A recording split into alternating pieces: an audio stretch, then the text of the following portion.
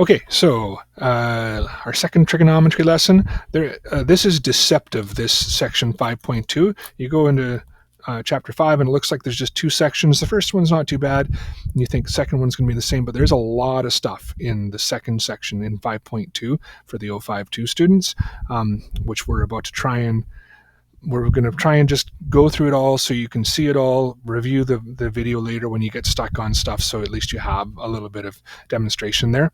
Yeah, I think the rest there is self-evident. 0302 level courses don't have any trig, and Math 053, there's no trig in Math 053, but you will need it again later, so you do kind of need to know the basics at some point. When I say later, I mean like in a 073 level course. Okay, so quick reminder. Last time we learned about how to label the sides of a right triangle as the hypotenuse, the opposite, and the adjacent. So remember, across from the right angle is always the hypotenuse. And then for the opposite and adjacent, there is no set, the opposite's over here and the adjacent's over there. It all depends on which angle you decide to use in your question. And we'll talk more later today about how you make that decision. But for this question, if you decided to use that bottom left angle right there, then across from it is the opposite. And then the third leftover side is the adjacent. I mean, they call it that because it's beside your reference angle, right? And it's not the hypotenuse, which is also beside your reference angle, as opposed to the opposite, which is all the way over there from your reference angle. But if we were to switch and decide instead that that is the better angle to use for our reference angle, now the opposite's down there and the adjacent's over there, they switch places, right? So the opposite and the adjacent depend on what your reference angle is. Don't try and label them until you've determined what you're going to use as your reference angle. So here's just some background here. I'm going to blab at you for about 5 minutes about where this stuff comes from, because I find if I just start saying sine, cos, and tan and plug it in your calculator and get answers, then people are able to sometimes do it, but a lot of them will say, what does this mean? Why am I doing this? So where did this come from? You probably heard of this sine, cos, and tan stuff. What do those words mean? Where do they come from? So here's what many cultures throughout history recognized about right triangles, that if you drew a right triangle with a certain angle in it, and here I've chosen 36.9 degrees because it happens to be a nice triangle with some nice ratios of sides. No matter how big or small you draw that triangle, any triangle with that same angle in it, 36.9, if you divide pairs of sides, you will get the same numbers. So if I take on the left-hand triangle the opposite divided by the hypotenuse, so the opposite from 36.9 is 9, and the hypotenuse is obviously 15, and divide those, I get 0.6. Over here in the right triangle, if I also do the opposite divided by the hypotenuse, 6 divided by 10, it's also 0.6. If I were to draw, and this is how they discovered this, they did very, very careful measurements. They drew dozens and dozens and dozens of triangles with the same angle in them and carefully measured the opposite and the hypotenuse, and they got 0.6 every single time when they drew a triangle with an angle of 36.9 degrees. And of course, for different angles, they got different numbers, right? So the fact that the size of the triangle doesn't make a difference to what the opposite divided by hypotenuse is for a given angle was extremely useful for construction in particular, but other things that ancient cultures had to work on. And they actually made charts. You can actually, that's one there, that's a baked mud tablet. So they write in mud and then they bake it quickly before it squishes all out and you lose the writing. So they write in the mud, they bake it, now they have a permanent record. And when archaeologists discovered this, they weren't sure what all these lists of numbers were. They thought maybe it was like some, business man or in the marketplace or something who was keeping track of sales, then a mathematician looked at it and said, no, those are the ratios of sides of right triangles. So here would be kind of similar idea to what this chart is over here. You have a 5-degree angle in a right triangle. You divide the opposite by the hypotenuse, the adjacent by the hypotenuse, and the opposite divided by adjacent, and these are the numbers you'd get. 10 degrees, 15 degrees, 20, 21, 22, whatever angle you want. And if on that chart somewhere was 36.9 degrees, then you'd have that 0.6 that we just came up with in the last slide for our 36.9 degree triangle. It's just lists of the opposite divided by the hypotenuse for this first column of right triangles that have all these different angles, was what those lists are.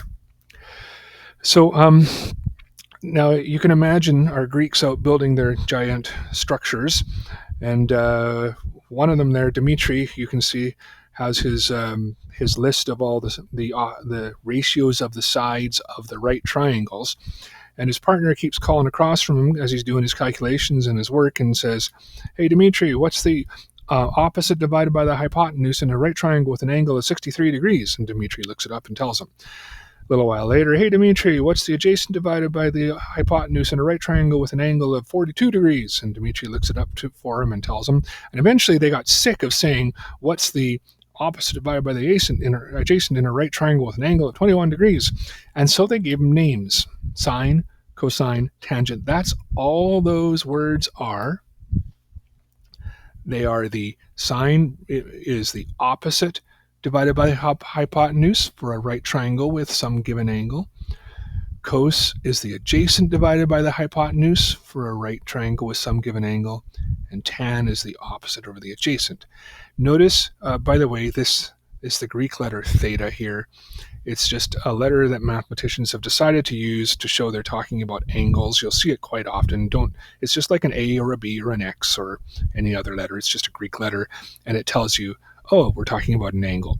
So the sine, cos, and now Dimitri's partner could just say to him, "Hey Dimitri, what's the sine of 63?" Instead of what's the opposite divided by the hypotenuse in a right triangle with an angle of 63 degrees, he can just say, what's the sine of 63, right? Notice he has to say the angle, right? He has to say what angle it is that he's talking about. Otherwise, you don't know what right triangle you're talking about. So it's important that after every sine, cos, or tan, there is an angle, either an angle you know or an angle you're trying to find, but never ever write sine equals or tan equals without that angle in there. Okay, SOHCAHTOA is a word somebody came up with as just a little memory trick to help you remember those ratios. So the first, they're broken into 3 letters.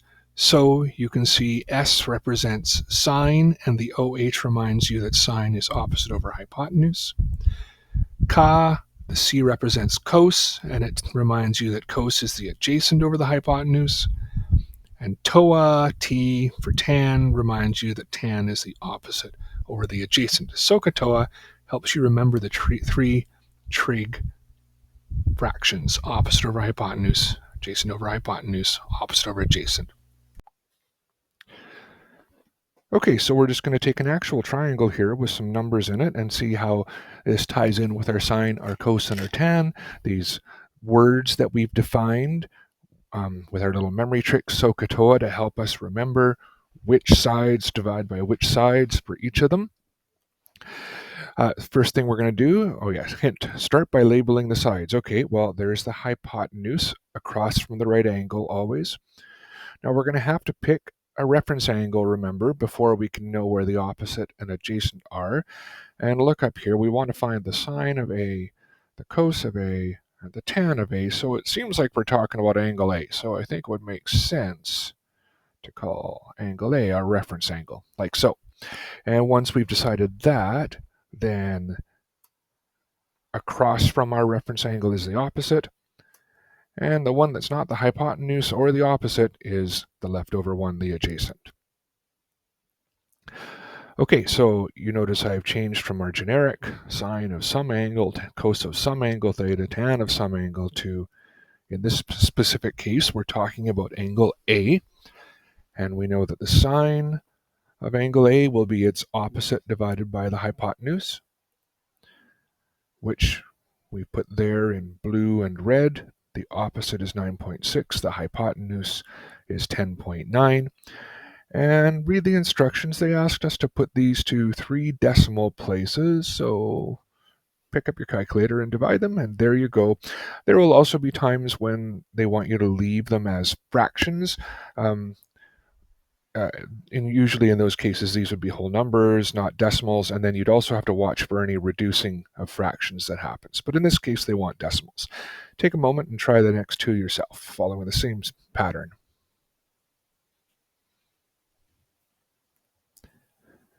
All right, so the cos of angle A will be its adjacent over its hypotenuse, and remember SOHCAHTOA helps us remember these, SOHCAHTOA,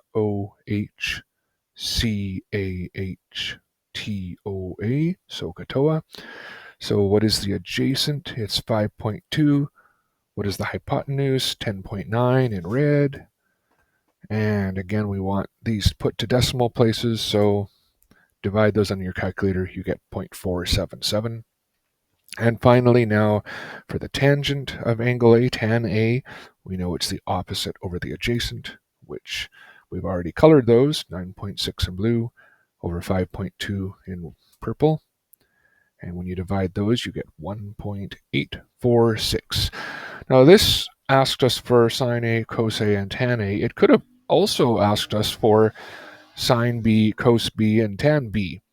In which case, instead of making A your reference angle, you would have made B your reference angle, and the opposite and adjacent would have simply switched places, and then you'd just do the same thing with your SOHCAHTOA formula. So, as we saw before, the ancients put the ratios into baked mud tablets or papyrus or carved into blocks of wood. Eventually we had a printing press, and so mathematicians typed up gigantic lists of all the trig ratios. What is the sine, cos, and tan of 1 degree? The sine, cos, and tan of 2 degrees. The sine, cos, and tan. You can imagine, it's huge, right? They still had these in the textbooks when I was going to school, and I know I might seem old, but I'm not that old. Very, very recently in our history, pocket calculators became an option, and the sines and coses and tans of all the angles are now programmed in, stored in the memory banks on your calculator, just like the ancient Egyptians and, not the Egyptians, but the Mesopotamians and the Greeks had them all listed on their tablets or their paper. It's now all of those are built into your calculator. So a couple things on this.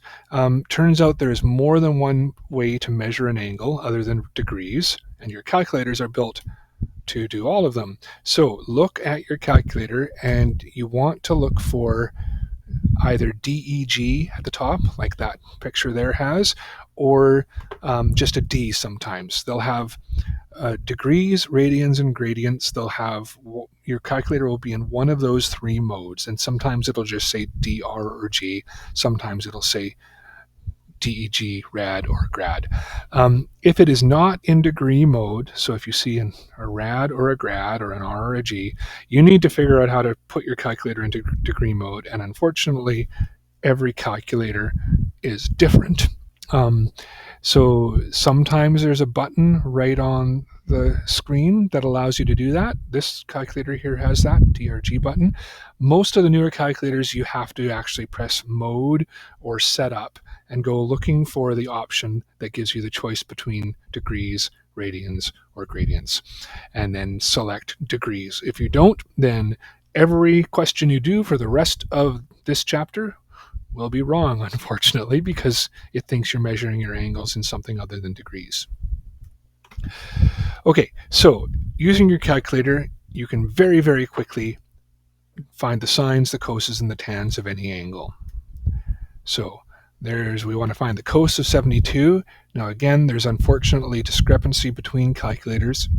On some calculators, you hit the cos button first, then type 72 and press equals. On some calculators, you type the 72 first and then press the cos button. You can figure out which one yours is very quickly by just going to your calculator while it has a 0 on the screen and pressing cos. And if it turns into a 1, then you have the type where you type the angle in first and then press cos.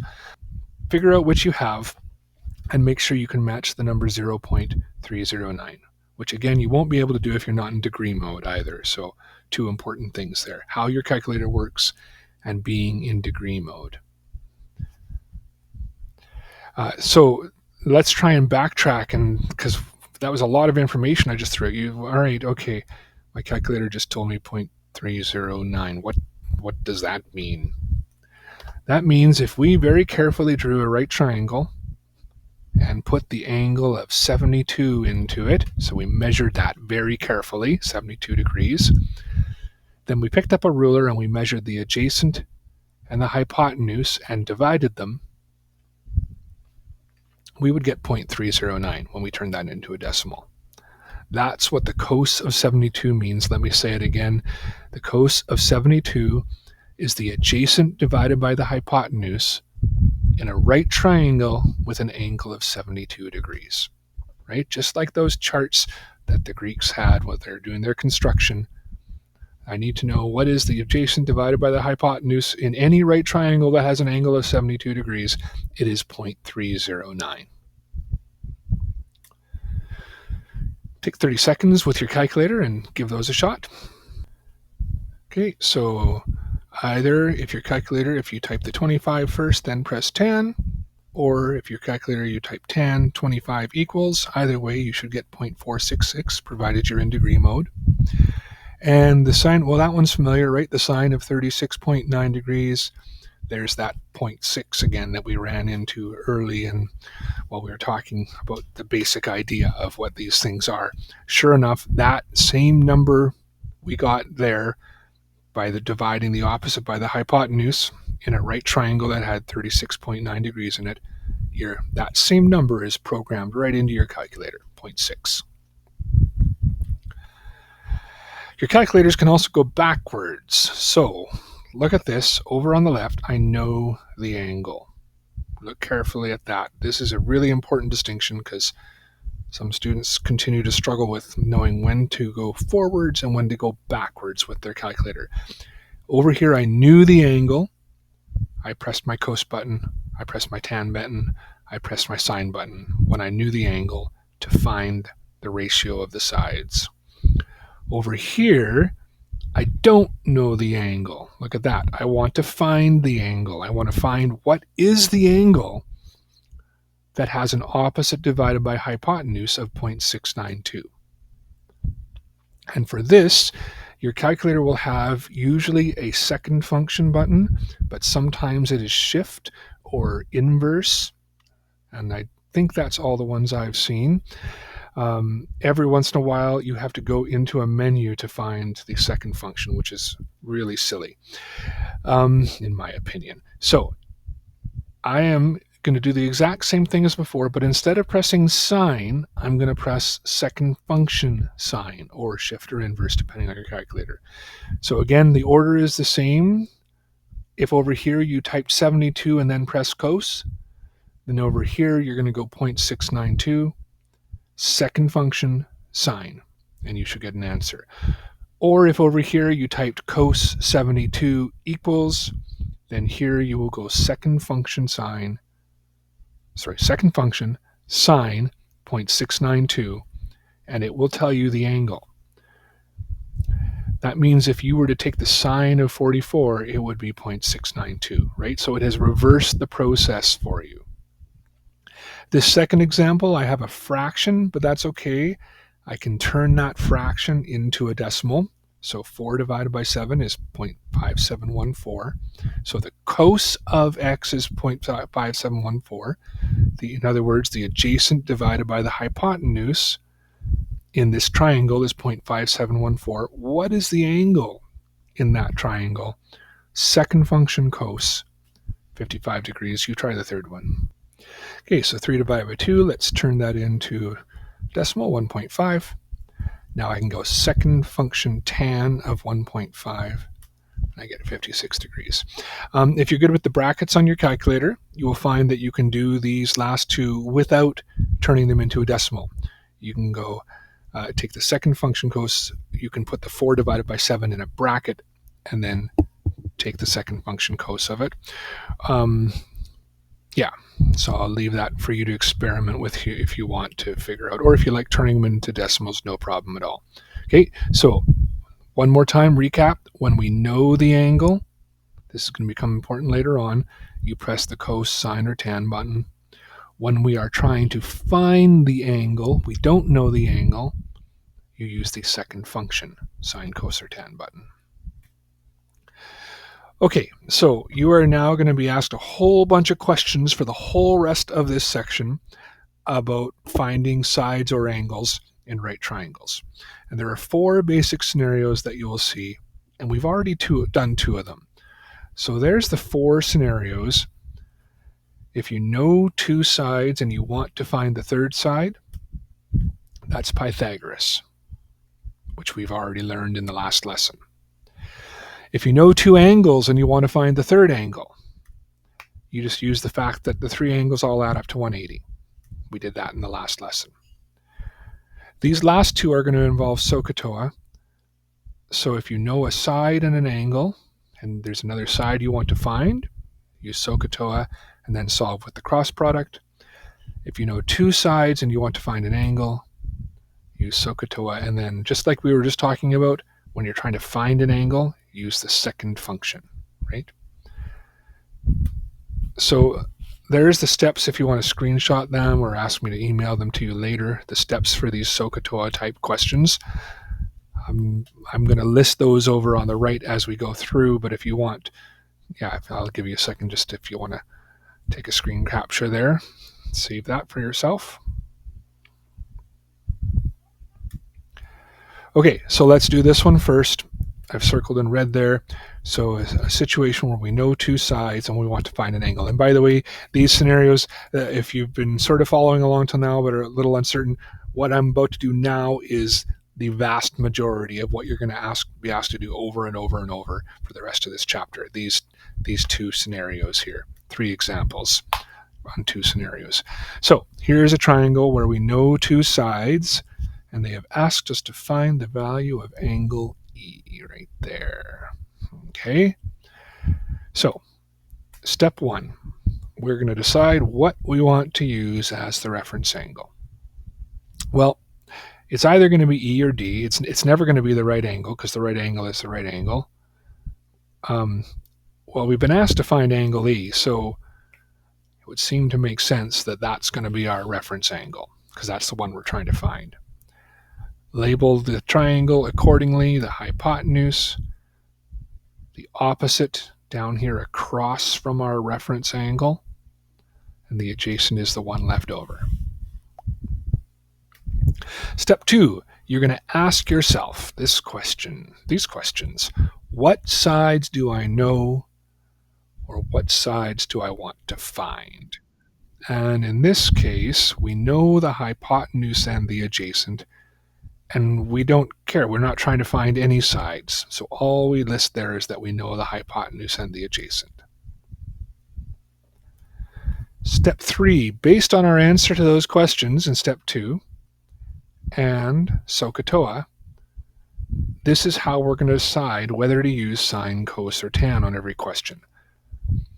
So the answer to our questions, we know the sides, the hypotenuse, and the adjacent. That tells us CAH, right? Adjacent and hypotenuse. That tells us we are going to use cos. And I always tell people, as soon as you decide you're going to use cos, write it down. And then just keep writing because you're going to write the full cosine equation. Cos has to be of an angle. In this case, it's an unknown angle, angle E, right? Cos, don't just write cos equals. So the cosine has to be of an angle. The adjacent is 37 over the hypotenuse is 48. CAH. Cos is adjacent over hypotenuse. Now, this is like the questions we were just doing with our calculator. So we want to solve for the desired variable, which is that angle E. And since we're looking for an angle, we know we need to use second function cos. So I turn that 37 over 48 into a decimal. And then second function cos gives me my answer, 39.6 degrees. So there is one sample when you know two sides and you're looking for an angle. So again, you can refer back to this when I send you the video link if you want.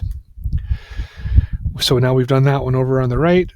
Let's do this last one here, and we're going to do two examples like this because it's the same process, but the formula ends up looking a little bit different each time, but it's the same way to solve.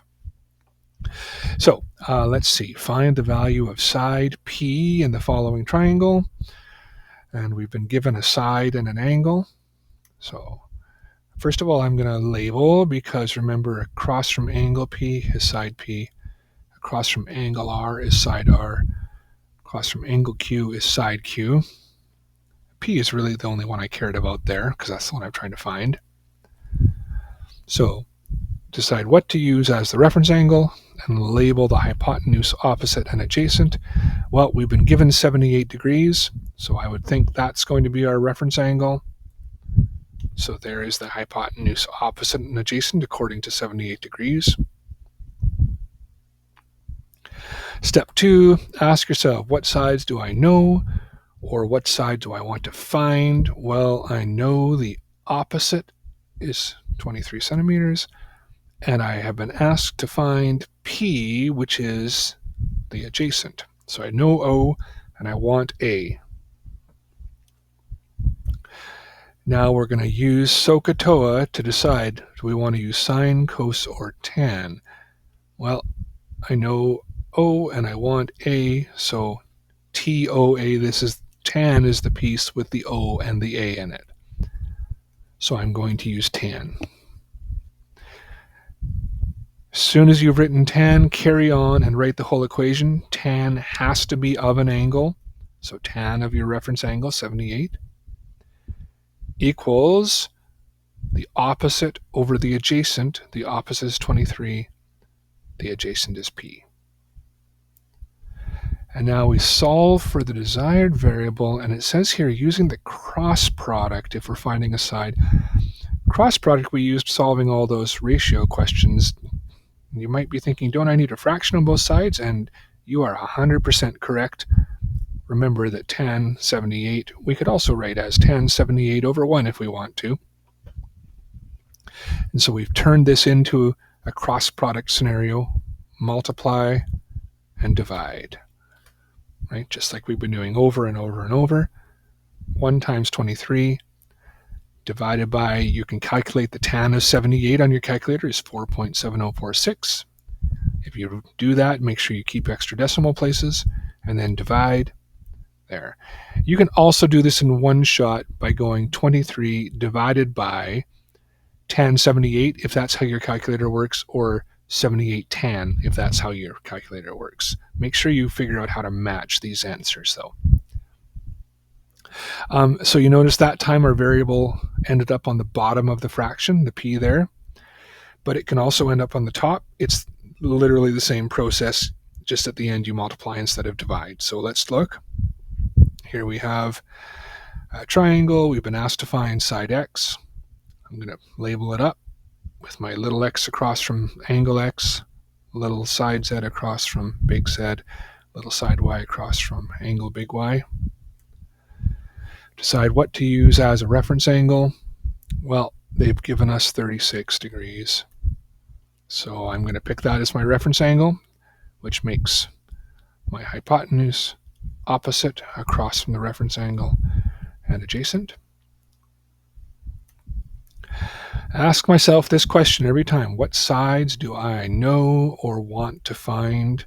I know the hypotenuse, 62 kilometers, and I have been asked to find X, which is the opposite.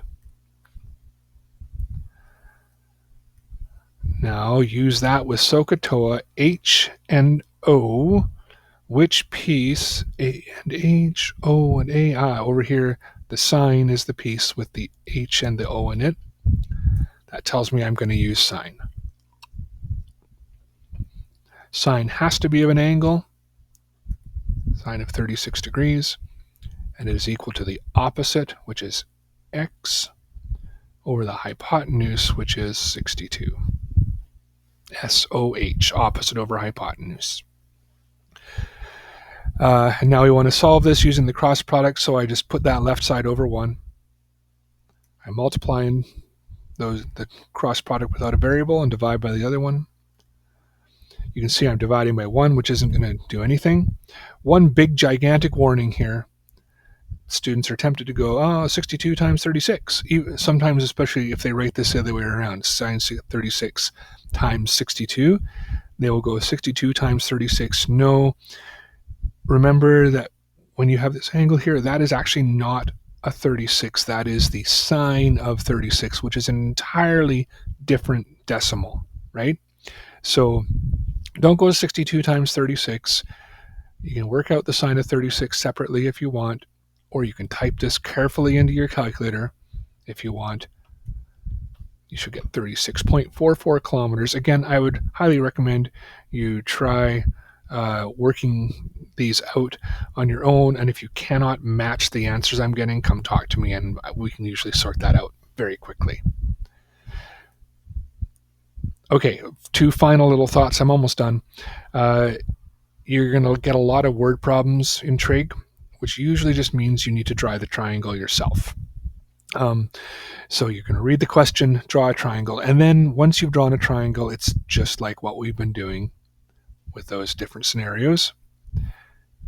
And also, you're going to be asked to solve a triangle, and what that means is you want to find every single angle and every single side, and you have to do that one at a time. So you kind of say, okay, I'm going to find this side now and figure out a process for that. Then I'm going to find this angle now, figure out how to do that. And I recommend on those that you list all 3 sides and all 3 angles, fill in everything you know, and then start to solve.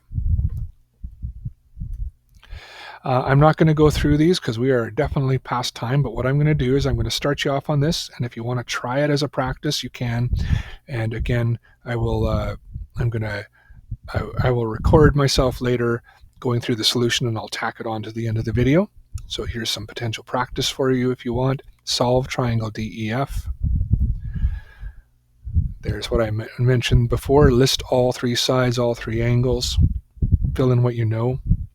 I know side D is 10 feet. Across from angle big D is side little d, right? Across from angle F is side little f, which I know is 26 feet. And it might look like that's all I know, but I do know one more thing. I know that angle F is 90 degrees. And there's the answers if you want to try to match them. And like I said, I will record the solution to this later. Little hint for you. Start with Pythagoras. You know 2 sides, and you want the third. That's a surefire Pythagoras situation. Okay, we're just recording this after class. Going to tack this onto the end of the video. This is the question I left you with to try if you wanted. Solve triangle DEF. And a reminder that I said my recommendation on solve the triangle questions is to list all 3 angles and all 3 sides, as we've done over there. Small letters for sides, big letters for angles. And fill in what you know. We know that side little d across from big D is 10 feet. Side little f across from big F angle is 26 feet. And we also know that angle F is 90 degrees. Okay, so let's actually try and work through this now. I recommended you start with Pythagoras to find side E. Why is that side E? Because it's across from angle big E, right? So I know 2 sides, and I want the third. That's a perfect setup for Pythagoras. Remember, Pythagoras means, in this case, d squared plus e squared equals f squared. Make sure your longest side, your hypotenuse, is the one that's by itself, not being added. I'm just going to fill the numbers in there. D is 10 and f is 26, like so. So 10 squared plus e squared is 26 squared. I'm going to subtract that 10 squared from the left to the right, like so. What is 26 squared minus 10 squared? It turns out, I'm tucking that over in the corner, so hopefully it's out of the way of the toolbar. Turns out to be 576 when you do those squares and subtract them. And now we don't want e squared, we want e, so we take the square root, which turns out to be 24, and fill that into our answers up in the top corner there. Okay, well, now we know all three sides. Now a little tip here on solving right triangles is that always try to do everything only with the original information if you can. Maybe a few occasional exceptions when it's going to be way easier, but what if you made a mistake when we found side E, right? And then if you find other things with that information, then that mistake is going to carry over to your other answers. So I'm going to try to just use the original information.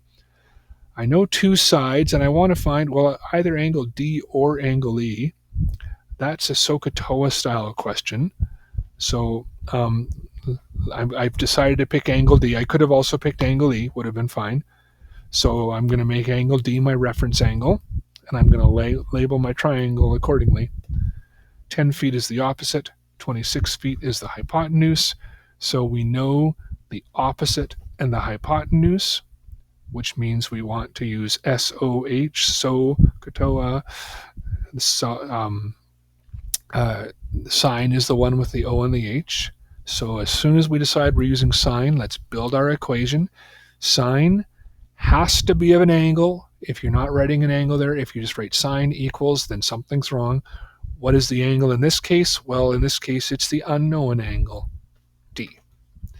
And it's equal to the opposite, 10, over the hypotenuse, 26.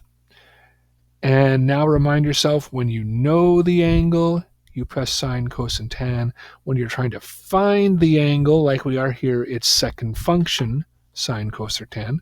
So I'm going to divide 10 divided by 26. And I'm going to go second function sine of that decimal, 3.3846. And I get 22.6 degrees. Just like that, fill it into our chart.